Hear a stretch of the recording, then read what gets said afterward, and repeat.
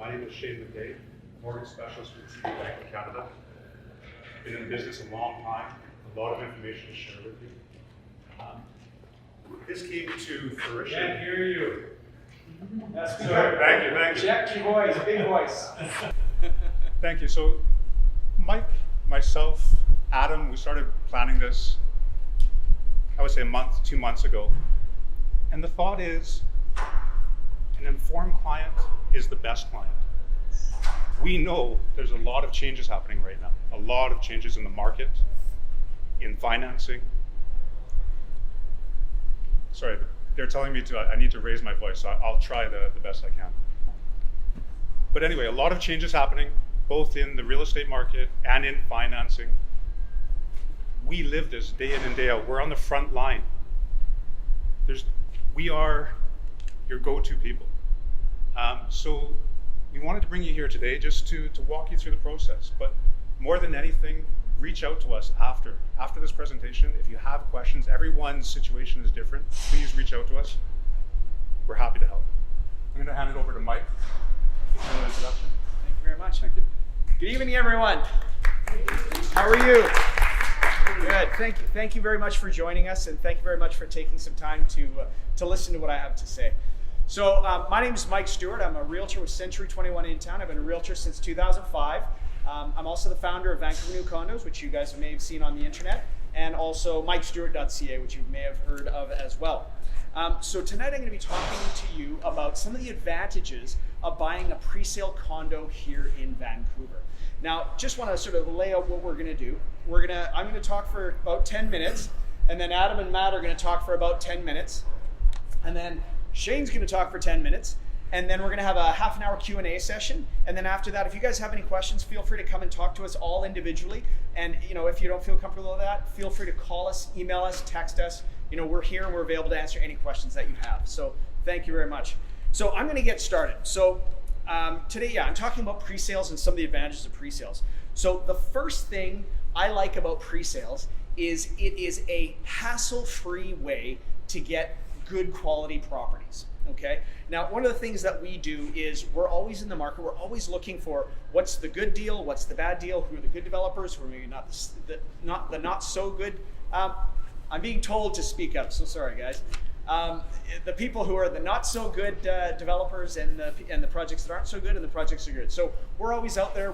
We know what's good, we know what's not, and we can lead you to the right project in a way that is very time efficient, because we know how busy you guys are, and we know that time is short, and people don't have a lot of time. So basically, if you buy a pre-sale, it's very simple. You do your research. Once you've done your research, and we can help you with that, you come to us. You say, hey, look, I'm thinking about buying a 1-bedroom on a SkyTrain for investment, or I'm thinking about buying a big beautiful penthouse for myself to live in and my family. We can help you with that and do it in a very time efficient, quick manner to make it easy for you.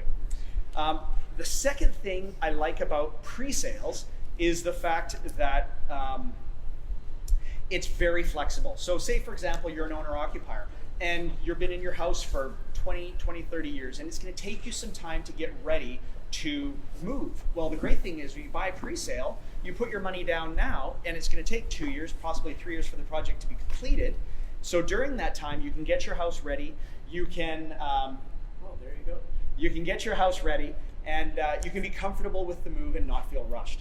Another thing that's great for investors is the fact that if you want to keep your investment portfolio new, what you can do is you can put some money down on a pre-sale, okay, that doesn't affect your credit room, okay? And another thing, it offers some great leverage, which I'm going to get to later, but you can basically put some money down on a pre-sale and then go to work on getting your revenue property ready to sell, so you can time it so you can get top dollar. So you maybe have time to wait for that troublesome tenant to get out. You throw a coat of paint on it, you put it on in the spring, you list it with a great realtor, and you get top dollar, and then you have the cash in the bank, and then boom, you complete on your pre-sale. So a lot of flexibility there that you don't necessarily get with resale properties. Now, one of my favorite things about pre-sales is the fact that you have warranty protection. Okay, so if you're buying a pre-sale property here in British Columbia, you're subject to the BC Home Warranty Program. And what that means is for the first year of ownership from completion, you have total warranty protection. So if anything goes wrong with the property, like there's an issue with the paint, there's an issue with the plumbing, there's an issue with the electrical, anything like that, you're completely covered for 1 year. And then after that, well, actually, you got the 1 year bumper to bumper warranty, which covers everything, sort of a comprehensive warranty.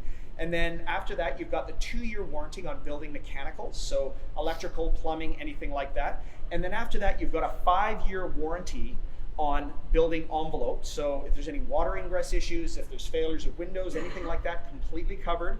And then the 10-year structural warranty. Now, the nice thing about the warranty is not provided by the developer. The warranty is provided by a third-party company. So if your developer goes bankrupt or if anything like that happens, you're still protected. And it is regulated and overseen by the provincial government, so it's a very safe program. So one of the things I really like about it. Now, related to that is the low cost of ownership. So you buy a pre-sale condo, you complete it, you have a brand new property. Now, if there's any problems with it, it's covered by warranty. But even better than that, typically the expectation is if you buy a pre-sale and you're getting something new, the expectation is you get something perfect that shouldn't cost you money, shouldn't have any hassles, shouldn't have any problems. If there are, it's covered by the warranty. So if you're an investor, you basically look at it from the perspective of return on investment. If you're having problems, issues, you've got to fix it, it's a leaky condo, you've got assessments, yada, yada, yada. That costs money and that affects your return on investment and your ROI. Whereas you buy a pre-sale, you don't have those issues, you don't have that problem. Now, the fifth reason why I like pre-sales is selection and customization. So, for example, if you're an investor, okay, what we typically suggest for investors is to buy the cheapest, simplest, smallest unit in a building. So that would be a 1-bedroom, low down, okay, concrete, near a SkyTrain. Now, the nice thing about a pre-sale is you can get that exact unit. We have long-term relationships in the development community that allows our clients to get access to properties that are very difficult to get in terms of pre-sales. So we can get you that, cheap, simple 1-bedroom with parking in a concrete, high-quality building on a SkyTrain line. That's going to get you the top rent. Okay. Whereas if you are looking for resale, well, that might be challenging because that property just might not be on the market at that time, or it is on the market but it's got a problem, or those sorts of things. Now, for owner-occupiers, the thing I like about the pre-sale thing is you can customize something. Like, say for example, you have a big family and you need 6 bedrooms or 7 bedrooms, or you like northwest exposure with a big balcony, or you like anything like that, you can customize with a pre-sale. So you can have the developer do the upgrades, make the changes for you. It's all covered by warranty. Okay, so it's not like you're having sort of a fly-by-night renovation person do some major work for you that causes you major problems, major hassles. It's done by the developer. You get it brand new, full warranty, no problems, no issues. The best thing about pre-sales though is leverage. Now, consider this example. So you buy a pre-sale condo for $1. Okay, you put a 10-cent deposit down on that pre-sale. Now, in a year's time, the value of that property goes up by 10%. Now, what is the return on funds invested for that? Anybody hazard a guess? Is it 10%? No? Yes? I think it says 100%. It's I gave it away. It's 100% return on funds invested. That's one of the best things about pre-sales and pre-construction properties is the amount of leverage they offer. So say for example, you buy that property for you put 10% down, the market rises by 10%, which is not, which we've seen far greater gains in the Vancouver market, and people have made a lot of money for that. Another thing I like about that is if you're an owner-occupier and you're getting CMHC mortgage insurance, or if you're not an owner-occupier and you're getting CMHC mortgage insurance, now confirm with the mortgage broker, but you may be in a situation where you buy a pre-sale for 10% down, okay? Now, when you go to complete, your increase in equity may result in you having a 20% or 20% equity in the property, which might allow you to avoid getting costly CMHC mortgage insurance. Now, if you have any questions on that, do talk to the mortgage brokers, but there's some great options there that can significantly reduce your costs of ownership. Now, another thing I like about pre-sales is for those of us who are Canadian citizens, but maybe not resident in Canada, we're able to buy a property for less than I should sort of stop there. if you are a Canadian citizen but not a Canadian resident, so say for example you're working in Singapore or Dubai, but you're a Canadian citizen, if you were to buy a built property here in Canada, you'd need to put 35% down when you purchase the property.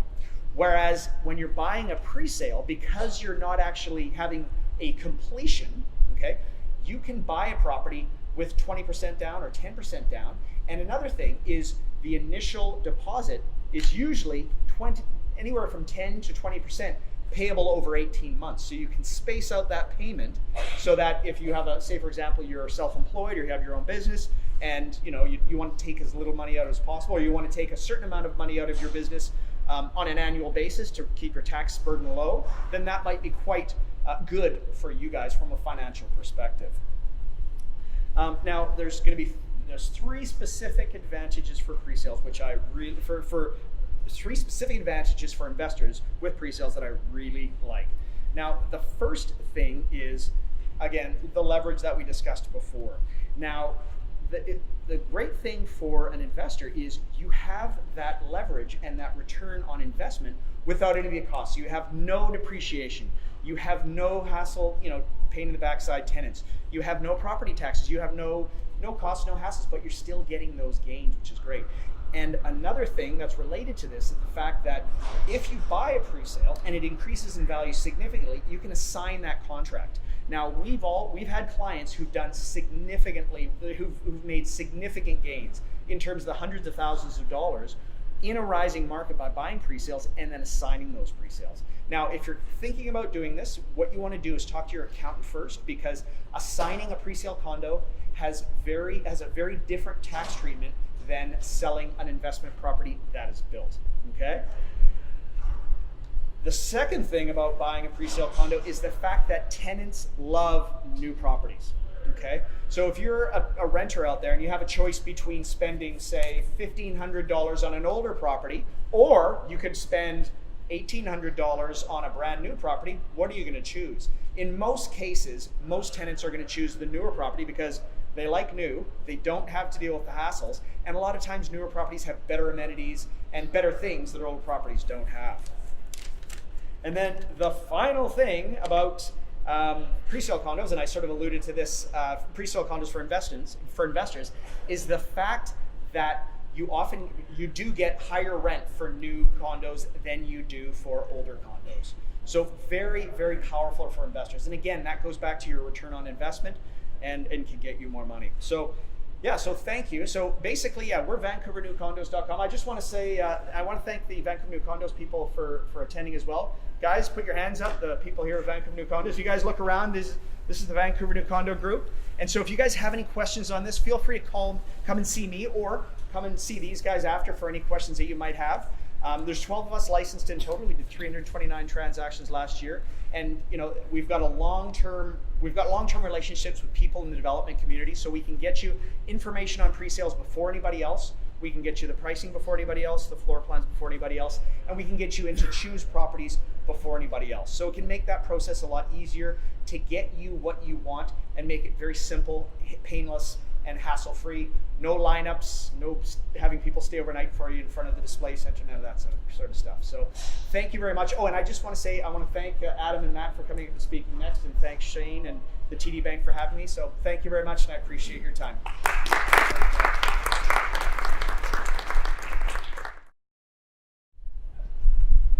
Hey everybody, how you doing? I'm Adam Scalina, and this is my brother Matt Scalina. Hey guys. We're hosts of the Vancouver Real Estate Podcast. Hopefully some of you have maybe listened before. First of all, we want to thank TD Bank for hosting tonight, and we want to thank you guys for coming out on your Wednesday evening. We really appreciate everybody being here. We're actually going to be arguing against Mike tonight. We didn't tell him we were going to be doing that, but we're going to be talking about resale properties already built, and why we think that they're actually there's a really huge opportunity in the resale market right now in Vancouver and in upcoming times, where we don't think the same opportunity exists for pre-sale. We still do like pre-sale condos. There still are opportunities out there, but we're going to try and sway you. So maybe we'll start. This is a roadmap about what we're talking. One back for Marco. There's a roadmap about what we're talking about tonight. we will talk about 7 reasons to invest in properties already built. And then we're going to talk about 4 bonus tips for investors. So this is for people looking in the resale market, looking to buy properties already built. We're going to give you kind of 4 tips for how you might get a leg up on the competition. And then we'll discuss some resources. But first, we're going to touch on the Vancouver Real Estate Podcast and just highlight a couple things. So basically what we're doing, what we've been doing for 3 years, is having weekly conversations with industry insiders. So whether it's an urban planner, developer, small-time investors, big-time investors, just basically people that are shaping the market or involved in the real estate market on the ground level.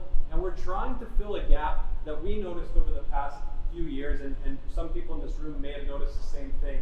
There seems to be a lag in what's happening in the market versus how the media is portraying what's happening in the market. There's usually about a 3 to 6 month gap.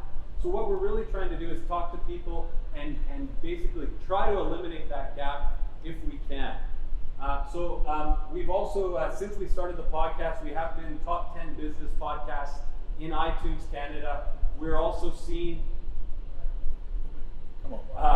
we've also been featured in some of these publications. So if you haven't heard the podcast, please do check out VancouverRealEstatePodcast.com, and I'll turn it over to Matt.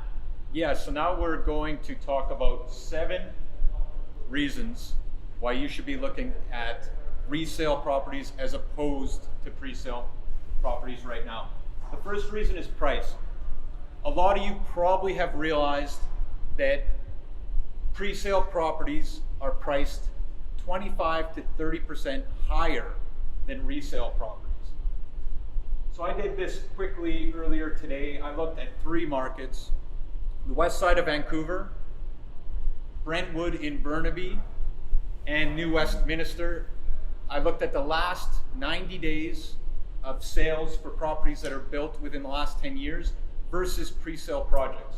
So on the resale side, on the west side, we're looking at about $11.50 a foot on average. If you look at projects like Canby Gardens, which is a pre-sale on the west side, or Chelsea by Cressy, which is another one, we're looking at an average of $15.25 a foot, so considerable difference.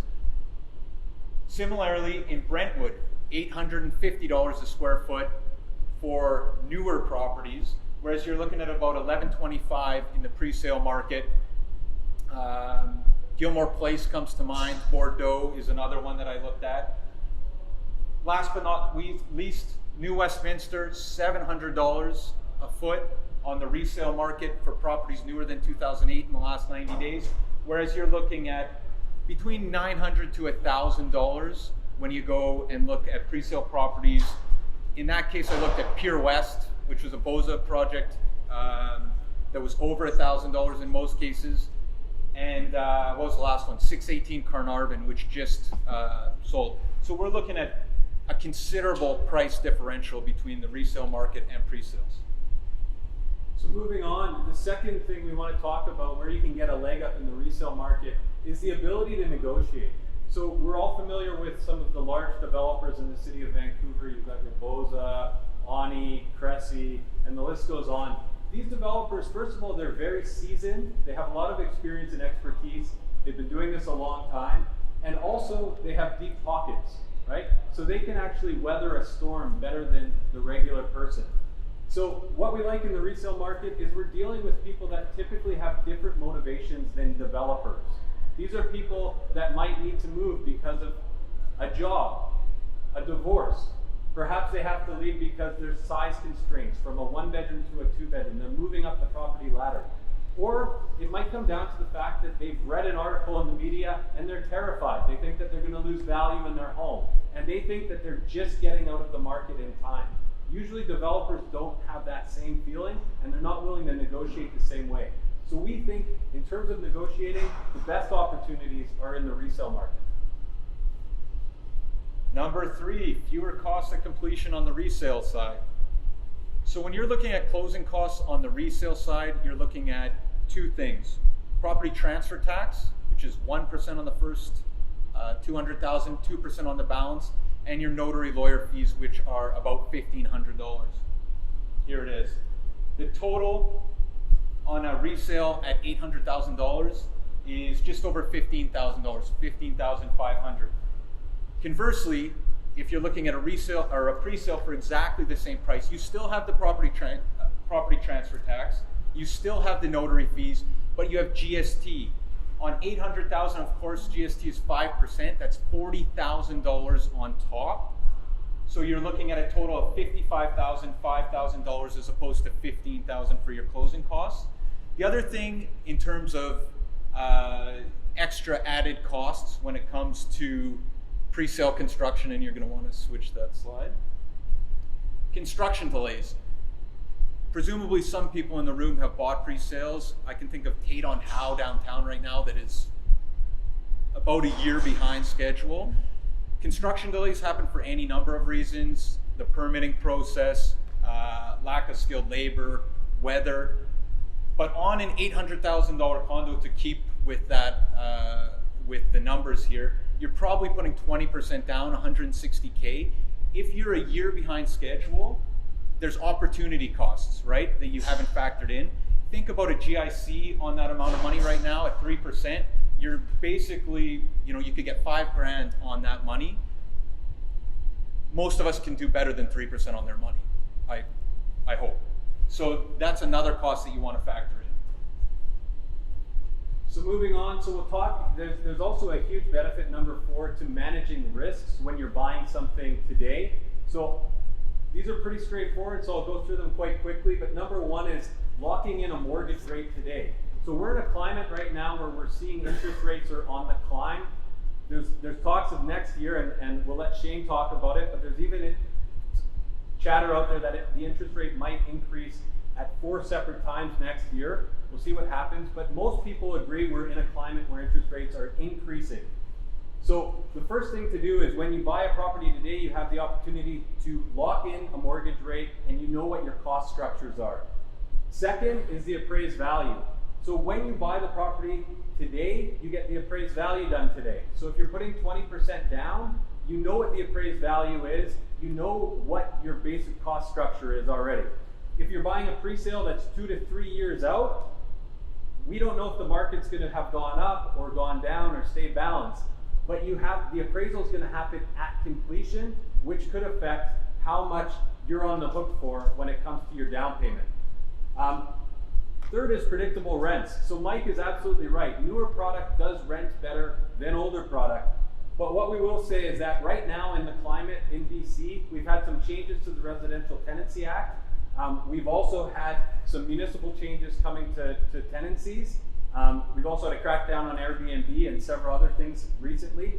So you don't have that same predictability of rent as buying today and getting a tenant today, where we know what the climate is. Last but not least is less exposure to political and policy changes. So if you bought a pre-sale in 2016, congratulations first of all, but if it's going to complete in 2019, you will have gone through the foreign buyer tax, the crackdown on Airbnb, the empty homes tax, a recent stress test, and potentially a BC speculation tax. This is a lot to go through in a 3-year window. If you buy in the resale market today, you will typically have a 1 to 3 months window where you will know the rules of the game and they will not have changed on you. Okay? So my point is that if you're managing risks and you're buying in the resale market, you have a shorter window and you're less exposed. Am I showing? No. Number 5 of 7. Start building equity today. Now, I went on before I came over here to the TD mortgage calculator, that one of the best calculators in the game, although I usually like to talk to Shane myself. Most pre-sales are 3 years out, more or less, if it's concrete, right? So if you bought, again, using this $800,000 number today, and the 3-year fixed using the mortgage calculator is 3.84 on $640,000 or 20%. That's using 20% down with the 25-year amortization. By the time your pre-sale would be done, you would have paid $56,326. Okay? So when we're talking about building equity, we're talking about $60K built into that based on your mortgage payments before that pre-sale will even complete. But it's more hassle. Number 6, view the property before you buy. So we've got the expectation and the reality. So when you are looking for a pre-sale condo, you usually have a display suite, you usually have a floor plan. Hopefully you're visually gifted and you can imagine what it's going to look like. But often when you're doing resale, everybody knows if you've shopped for resale properties, you can go into a condo and you almost feel it instantly if it's the right fit or not. You either like the floor plan, you can measure for furniture, you can see what the view is, see what the exposure is, how close is it to, say, the power lines, or do you clear the building and the building fans that make a lot of noise. These are all things that we need to consider. And last but not least, parking for pre-sales is often assigned at the end, right before completion, where you don't get to choose your parking stall. And then you find out that there's a duct vent right over your stall, or you get a small car spot potentially, right? Or maybe you get a great spot. But the point is here you get to actually view your parking spot, make sure that everything is up to your standards. Finally, number 7, you get to buy in an established building.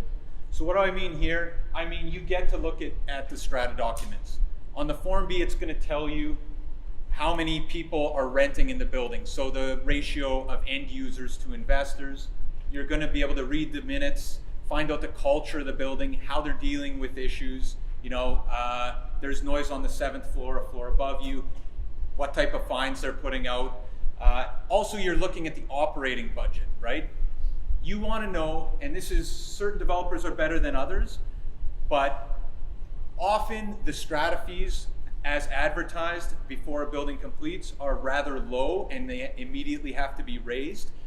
With a building that exists, you're able to look at the operating budget, see how much they're putting in the contingency fund, see how they're spending their money. This is all available to you, as opposed to when you go into a pre-sale center, you have no idea the demographics of who's buying, if it's all investors, if it's all end users. So there's a little bit more certainty here for sure.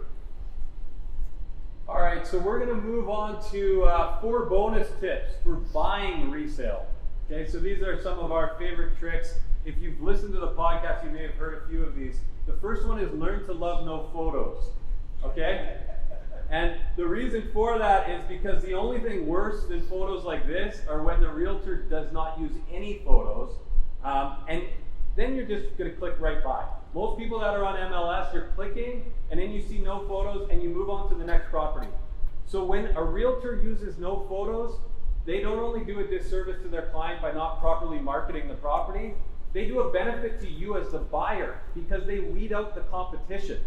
So now what you guys should do as buyers, as investors, is you should explore it further. You should set up the appointment or contact the agent or contact your agent and see if you can even get cell phone photos of the property to see. Because there are huge opportunities. Some of the best properties we've found for people out there have been ones with no photos where the realtor basically dials it in. I'm not saying anything bad about realtors. I'm just saying that sometimes there's no photos. Yeah. Okay, number 2, buy newer.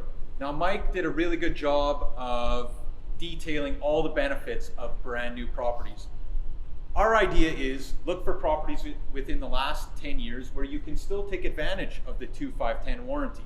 That doesn't go away when the pre-sale purchaser sells the property. We all remember, or most of us remember, or some of us have heard about the leaky condo crisis of the 80s and 90s. Newer construction is going to be built with rain screen technology. That's a definite plus.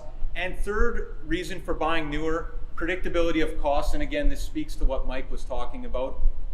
Usually the economic life of most systems in a building run between 20 and 40 years. If you're buying something newer than say 2010 right now, you should have a window, and you'd want to review the strata documents, but you should have a window of still 10 to 15 years at the minimum before you're going to have any major assessments.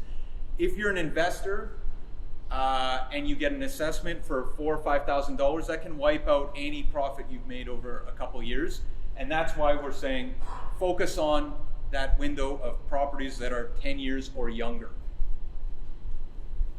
Okay, so number 3 is buying a larger strata. So we've got some examples of unit entitlement, and we say unit entitlement matters. Unit entitlement determines how much you pay, not only for your strata fee, but if there's a special levy in the building, okay? So if we look now at the new building with 333 units, the unit entitlement is 0.003, okay? So that's 589 square feet. That's how much of the building you own. That's how much of the building you own, right? So now if we look at that, the maintenance fee is $280 a month, okay, reasonable. On a $250,000 assessment, you, as the owner of that unit, you're on the hook for $750, okay? Now if we look at an older building, 49 units, still 560 square feet, the unit entitlement is 0.023, okay, so a larger unit entitlement. Now your maintenance fee is $346 a month, but if there's a $250,000 assessment, you're on the hook for $5,775. That's the difference of $5,000. If you're an investor and this is a revenue property, that can basically wipe out possibly your profits for the year, right? Or very close to. Last but not least, believe the hype.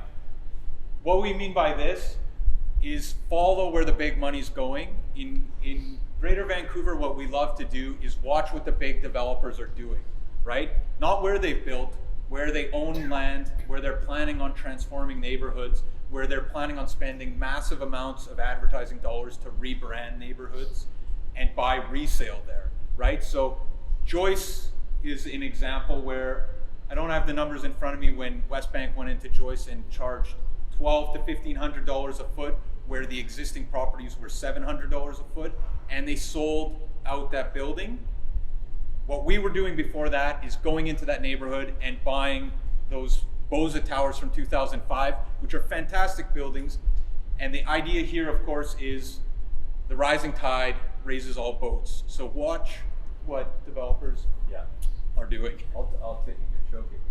So what we can do is, here's the thing, believe in the hype too, is these developers have massive operating budgets for marketing. And they're really, really good at marketing different areas and selling the neighborhood. And then you will pay for that when you buy in the building that they're marketing. It's part of the hype machine. So if you buy in a neighboring building, you still benefit from them hyping the neighborhood. You just don't have to pay in their product the same cost. And we've seen this happen time and time again. Strathcona is an area that comes to mind. Joyce is an area that comes to mind. South Downtown is an area that comes to mind. Remember when Vancouver House was released and the price per square foot that they were charging and what happened to all the buildings around it? So don't target necessarily the project, target the surrounding area around the project. Research tools. Research tools. Okay, so how to get a leg up on the competition. So what we're doing is our team does a lot of content creation.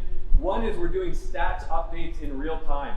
So this is available on our site, VancouverRealEstatePodcast.com. If you're a stats person, you can see we're basically getting it down to condos in each sub area, detached in each sub area, but it's great information for people that are really into diving into the data. We've also got private client services. Some of you that listen to the podcast have heard of private client services. This is the research tool that we use. It is, bar none, the best real estate research tool on the market. It provides you with sold prices, days on market, a map function, basically realtor level information that's updating in real time. It's a one-stop shop research tool, and one that you should be using if you're looking at Vancouver real estate. For sure. And last but not least, you should check out Vancouver Real Estate Podcast, because it's not Matt and I who are useful on that, but it's more so our guests. We have guests every week. Every week. So you can hear from industry experts and learn as much as you can about the market. So again, thank you everybody for coming thanks for coming.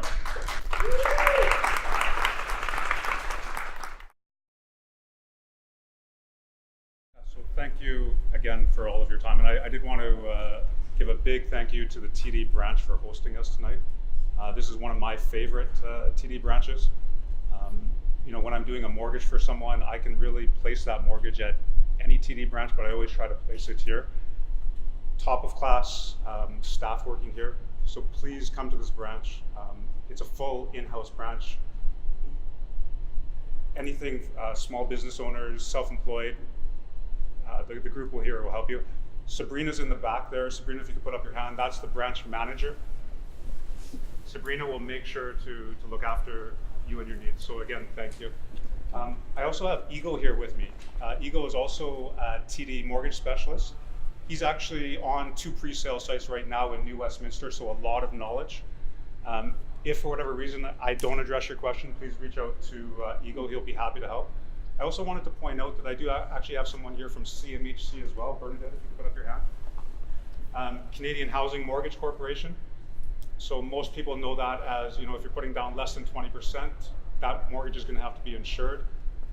Again, any questions related to that, Bernadette's here to help. Thank you. So pre-sale versus resale. There's a lot of things to consider. It's not the same. I'm going to go through some high-level stuff with you, but I understand that everyone's situation is different. So please, if I don't address your question, reach out to me today, tomorrow. My contact information, I'll have it up there later as well. So a lot of people don't put a lot of thought into this. Your team of professionals. The importance of having someone like me work with someone like Mike, Adam, his team is invaluable. When you're buying a property, whether it be pre-sale or resale, it can be stressful. And a lot of people don't understand when, that purchase contract, if there's certain items that are written into that contract, such as a request for a title search. If you're buying a condo, there's going to be strata documents that are needed, something called a Form B.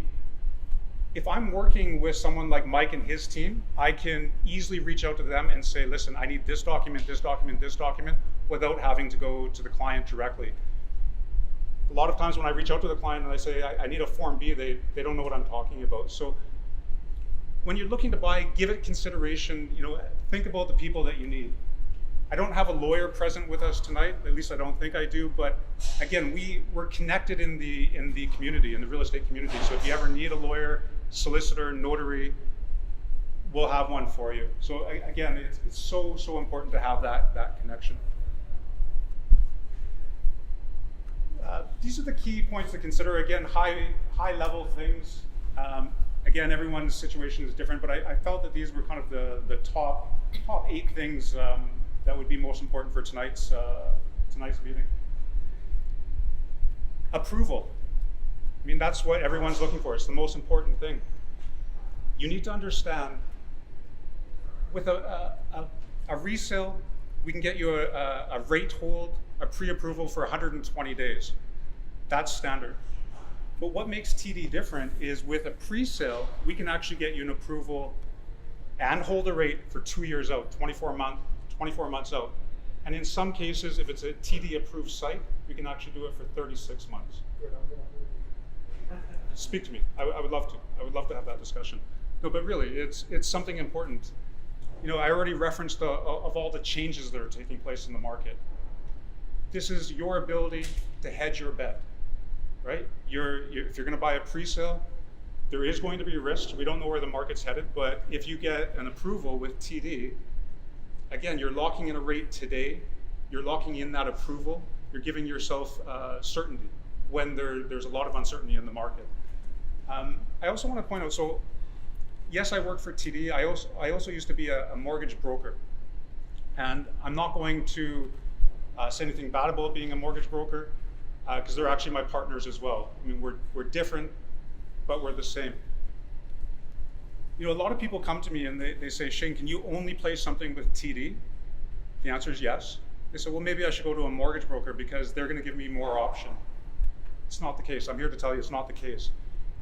In the broker channel, there's only two big banks, Scotiabank and TD. All the other lenders are smaller lenders. We call them monoline lenders. I can guarantee you, if you go to a mortgage broker and you say, listen, I'm buying a pre-sale, I need an approval, they'll tell you to come back in 120 when they're 120 days out, 4 months out. Again, you come to TD, we can get you an approval 2 years out. So something to consider.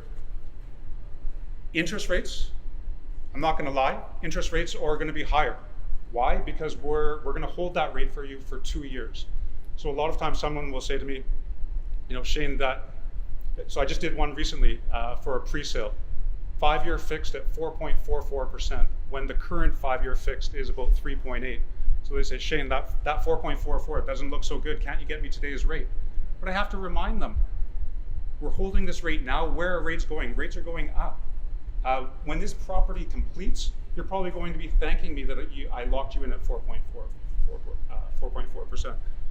So again, yes, the rate is higher on a pre-sale, but you're hedging your bet. There's no cost to you, and that's the other thing I want to point out. Whether it be a mortgage broker or someone like myself, there's no cost to you. I'm working for you. The bank pays me for securing the mortgage. So use my knowledge, no cost. Completion date. With a resale, you know your completion date. You enter into that contract, you can pretty much negotiate the completion date. Pre-sale, moving target. And I speak to this from experience because I actually bought a pre-sale myself, a property called The Independent up on Main Street, Main and Kingsway. I bought that pre-sale in 2015, was told it would be completed in October 2017. Still not complete, right? We're now a year out, we're moving past a year out. So I'm in the business of finance and I'm already starting to worry about my own finance, right? Because again, I got that approval about 2 years out and now we're getting to that 2 year mark. So keeping that in mind, I told you I can hold a rate and approval for 2 years out. My recommendation to you is don't come to me exactly at 24 months out, knowing that completion date could get pushed back. I would say come to me about 18 months from completion date. Because again, that way where I'm holding you that rate for 2 years, but at least we're giving ourselves 6 months out from the potential completion date that's stated on the contract. So that's my recommendation to you. Down payment. So everyone knows with a resale, you can put down as little as 5%, provided the property is under $1 million. That's where the CMHC comes into play.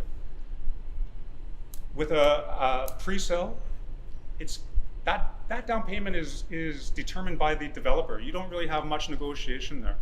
There's going to be usually installments, 10%, 5%, 5%, 10%, 10%. So what ultimately means you're going to be ending up putting down a 20% down payment. So, obviously there's some people not going to be able to afford that. So you need to take that into consideration. Doesn't mean that there's not opportunity, because the opportunity is you put down a little bit of money now to buy a pre-sale, and then you save like heck to have that full 20% down at time of completion. But just keep that in mind. If you're buying a pre-sale, most likely you're going to have 20%.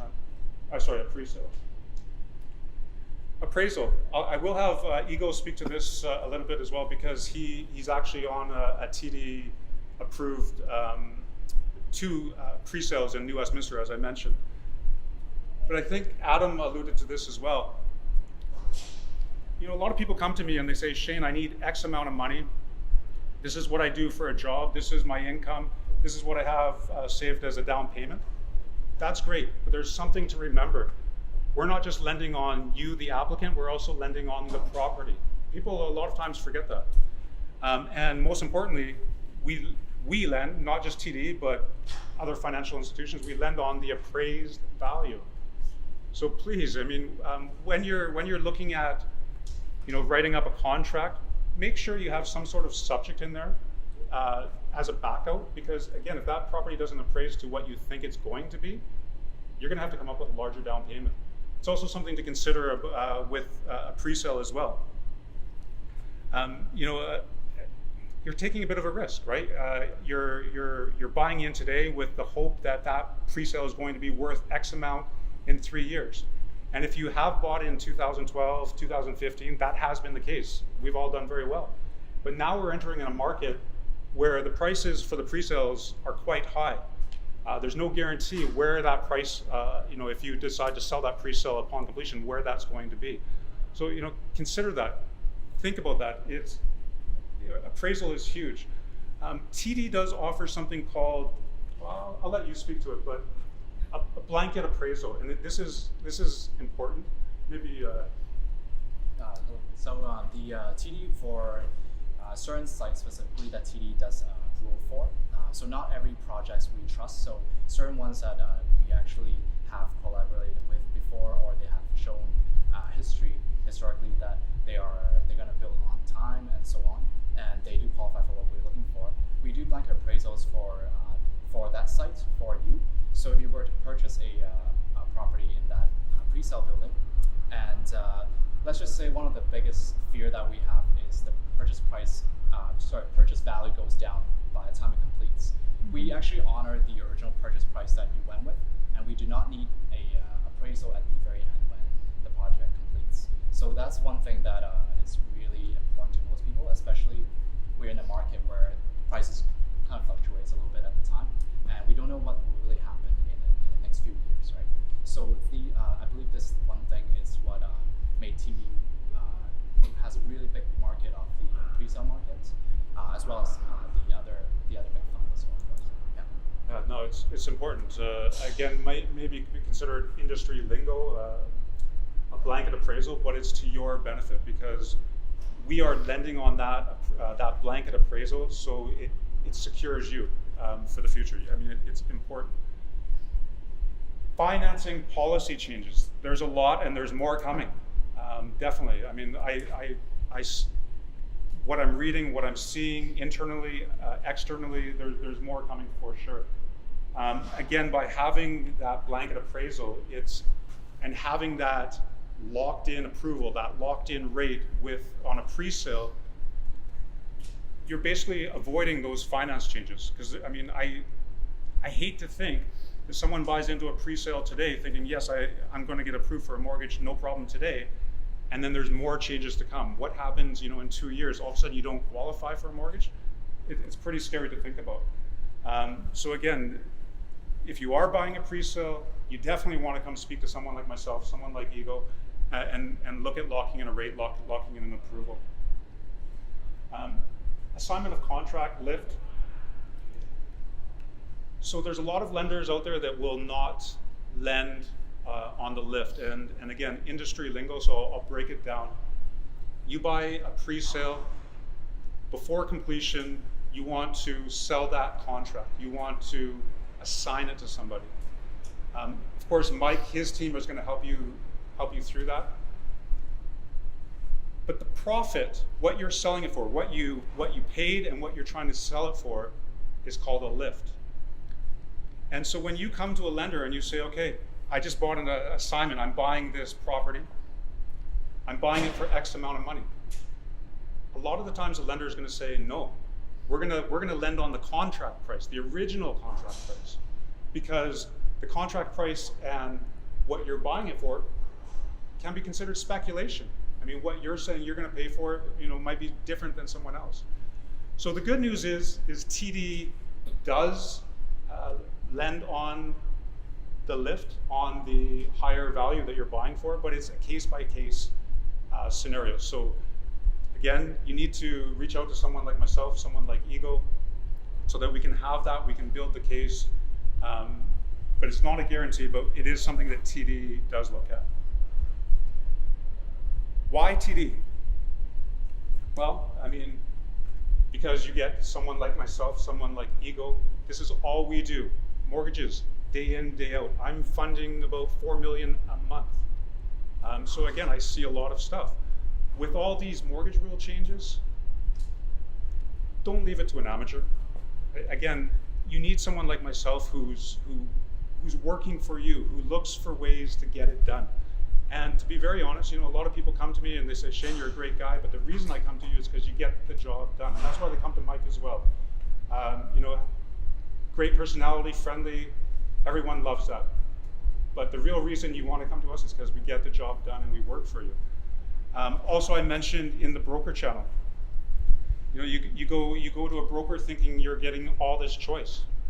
It's not the case. It's not the case. There's only two big banks, as I mentioned, Scotia and TD. And if you're going to go to a broker and end up at TD, come to TD directly. Come to me. I can guarantee you I can give you better service, and in most cases I can even get you a better rate. A lot of people don't know this. in the last couple of years, a lot of lenders are now charging a higher rate, a premium on rental properties. So you go to a mortgage broker and you say, okay, I'm buying a rental property. What's the rate? It's going to be about, it could be 25 basis points higher than if you're buying residential. I'm happy to tell you, and this could change because things do change, but right now, TD, you come through my channel, same rate, whether it be a primary residence versus an investment property, same rate. Same thing with refinances. You go to a mortgage broker, a lot of the lenders they deal with, they're now charging a premium on rate on refinances. Not the case with TD if you come through to me directly. So again, there's a lot of benefits. Also, because I work for TD, I can ask for exceptions. You know, and a lot of people say to me, Shane, why? I don't need an exception. Well, yeah, in today's world, you probably do, and you don't even know it. You know, whether it be work-related, employment-related. Because I work for TD directly, again, I can ask for those exceptions, build a business case. You go to a mortgage broker, it's pretty black and white as far as what the rules are. So again, I'm here for you. The bank pays me. There's no cost to you. I work hard for my clients. So please, if you don't get a chance to talk to me today, talk to me after.